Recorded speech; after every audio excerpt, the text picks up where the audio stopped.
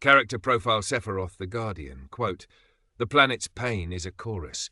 To ignore it is to be deaf to the very world that gives us life. I will be its shield so that its song may continue for all." Archetype, the redeemed paragon, fallen angel ascendant role, guardian of the planet, mentor, reluctant leader. Alignment, lawful neutral, leaning toward lawful good. Inspiration, a fusion of Auron's FFX, weary guardianship, Arthas Menethil's pre-fall, paladin roots, and the raw power of a classic Final Fantasy hero. Core concept and background. This version of Sephiroth is born from a single pivotal divergence. The moment at the Nibelheim reactor, instead of descending into madness upon learning of his origins, he experienced a profound clarity and empathy. Feeling the collective, anguished cries of the lifestream and the tortured souls within it, including his mother Lucretia, who wept for him, he understood Jenova not as a mother to be glorified, but as a galactic parasite to be contained. His entire purpose inverted. He slew Genesis and Angeal not in contempt, but as a mercy, putting down creatures already lost to degradation. He then vanished into the northern crater, not to merge with the planet and become a god, but to serve as a warden, using his immense power and connection to Jenova to keep her consciousness permanently sedated and imprisoned within the planet's core. For years he was a myth, a silent guardian.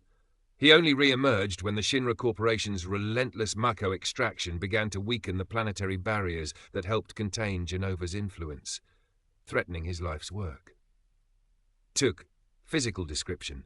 His appearance is similar, but with key differences that reflect his inner change. Eyes, the most striking change. They are no longer slit-pupilled and cold. They are a bright, vibrant Mako green, shimmering with the light of the lifestream itself. They hold a deep, ancient wisdom and a quiet, perpetual sadness, but also a resolute kindness. Hair and stature. His iconic silver hair remains long, but it is often partially tied back or more functional, no longer solely for dramatic effect. He stands just as tall and imposing, but his posture is less arrogant and more vigilant, like a sentinel. Attire. He has forsaken the sleek soldier uniform and the long leather coat. Instead, he wears armor reminiscent of a Celtic or holy knight. It is silver and white, intricately designed with motifs of feathers, wings, and planetary glyphs. His pauldron is a single sculpted wing, a symbol of his past, reclaimed for protection rather than descent. Over this, he wears a tattered, off-white cloak, weathered by years of solitude in the northern wastes. Masamune, the blade remains, but its purpose is transformed. It is no longer the Murasame, village cutter, but the Seireiken, holy sword, spirit sword. In combat, it doesn't drip with malice, but glows with a soft, green-hued light. He uses it not to inflict suffering, but to sever corruption and purify tainted energy. 3. Personality and traits. Calm and measured. He speaks rarely, but every word is deliberate and carries immense weight. The hysterical rage is gone, replaced by an oceanic calm. Empathetic yet distant. Having felt the planet's pain directly, he possesses a deep, profound empathy for all living things. However, decades of solitude and bearing a terrible burden have made him socially distant and awkward. He understands ecosystems better than individual people. Mentor, not tyrant. He sees the potential in others, especially Cloud and Aerith. He guides them, not with commands, but with cryptic advice and challenging questions, forcing them to grow stronger and understand their own unique connections to the planet. Burdened by guilt, he carries the weight of Nibelheim and his past actions heavily. He does not ask for forgiveness, believing his penance is his eternal vigil. This manifests as a slight reluctance to fully engage, for fear of his own destructive potential. Dry wit.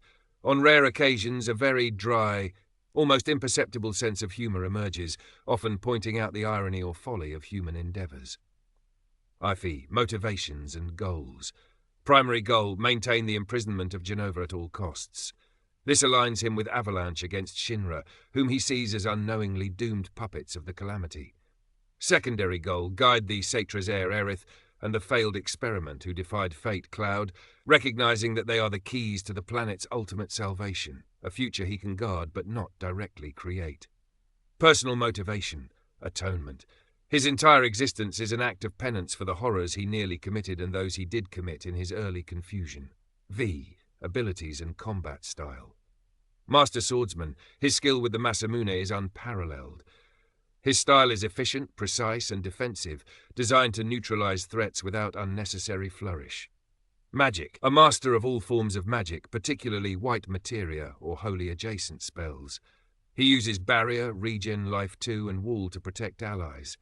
His ultimate spell is not supernova, but planetary bastion, a massive protective dome that nullifies all incoming damage. Lifestream communion. He can sense disturbances in the flow of the lifestream, track geostigma, and communicate with the souls within it, like Ifalna or Lucretia, for guidance. Genova's echo. He can temporarily unleash a fraction of Genova's destructive power, e.g. Shadow Flare, Heartless Angel, but it costs him greatly, physically paining him and risking the integrity of his mental prison. He uses this only as an absolute last resort. Limit Break. Lifestream's ascension. He doesn't attack. Instead, he channels the pure energy of the planet, granting the entire party auto-life, full re-raise, and a massive stat boost for a limited time, embodying his role as the ultimate protector. Verg. Relationships. Cloud Strife. A relationship of immense complexity. Sephiroth sees Cloud not as a puppet, but as the one who was strong enough to resist his influence entirely. He is a stern, demanding mentor to Cloud, pushing him to master his own mind and past trauma. There is a mutual, unspoken respect. He treats her with a reverence akin to a knight for his queen. He speaks to her as an equal, the last true Cetra. He is her staunchest protector and believes her living is more important than any ancient prophecy. Tifa Lockhart, a source of immense tension and guilt. He accepts her hatred and does nothing to deflect it. He owes her a debt he can never repay, and his mere presence is a reminder of her trauma. Their interactions are quiet, painful, and charged with unspoken history. Vincent Valentine, the most nuanced relationship. Sephiroth sees Vincent as a kindred spirit, another man cursed by Hojo's experiments, a guardian who failed once and has been seeking redemption ever since. They share a silent understanding.